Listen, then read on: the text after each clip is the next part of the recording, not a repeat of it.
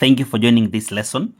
We are going to study trigonometry 3, whereby we are going to derive the trigonometric identities.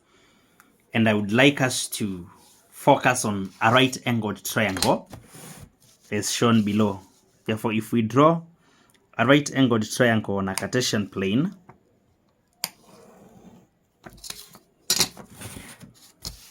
let me draw the Cartesian plane first.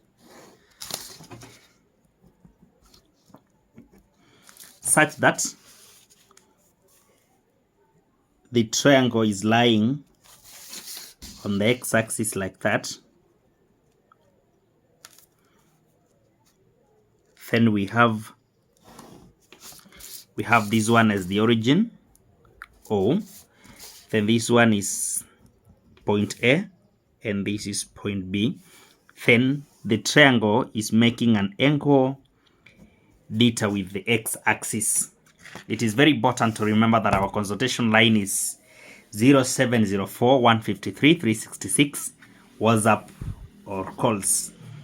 Okay, so we are going to consider the simple trigonometric ratios studying in book 2, whereby we usually say that, okay, this length can be given as r, like that. So we can consider the sine of the angle given here, and sine is usually given by opposite divided by the hypotenuse, and in this case we shall have the opposite side to the theta is AB, then we divide by the hypotenuse, which is OB. So this means the sine of theta is equal to AB divided by r, which is our hypotenuse. And for this matter, we can now conclude that the length AB can be expressed as r multiplied by the sine of theta. Therefore, side AB is expressed by r sine theta. On the other side, we can get to the cosine. The cosine of theta will be given by the adjacent side, which is OA, divided by the hypotenuse, which is OB. This means we can say that the cosine of theta is equal to OA divided by r. And again, we can further conclude that OA is equal to r multiplied by the cosine of theta. So this length here is r times the cosine of theta.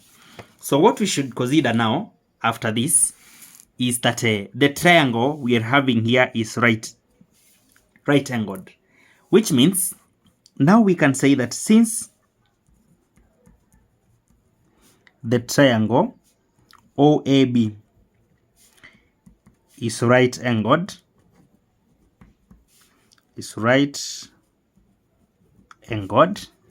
then we can use Pythagoras Theorem, whereby we will say OA squared plus AB squared should be equal to OB squared, since this one is the hypotenuse.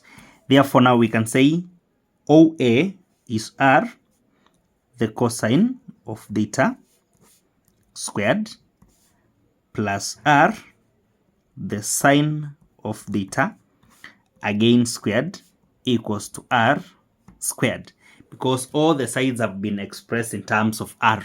This means this one becomes r squared, then the cosine squared of theta, plus r squared, the sine squared of theta, equals to r squared. So at this point now, we can divide through by r squared, because it is appearing in all the terms of the equation. Divide by r squared, and after that we realize when r squared is divided through, we are arriving at cosine squared of theta plus the sine squared of theta equals to 1. Therefore, that is going to be the first trigonometric identity. The first trigonometric identity says that the cosine squared of theta plus the sine squared of theta equals to 1. So this is the first trigonometric identity in trigonometry 3. Another trigonometric identity is that when we take the tangent of an angle, we usually get the same as when we take the sine of the same angle and we divide with the cosine of the same angle. This one can be proven. This one can be further proven considering the theta we have here. When we take the sine of theta, which is AB, remember the sine of theta here is AB, as we had said, AB out of OB. This is sine, and the cos of theta equals to OA out of OB.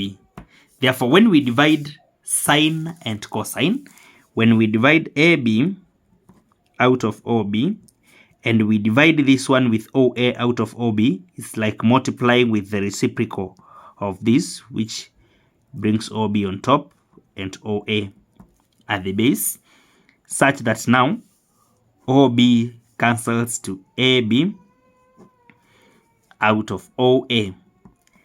AB, which is the opposite, and OA, which is the adjacent side, gives us the tangent. Therefore, when we take sine of an angle and we divide with the cosine of the same angle, we get the tangent of that angle.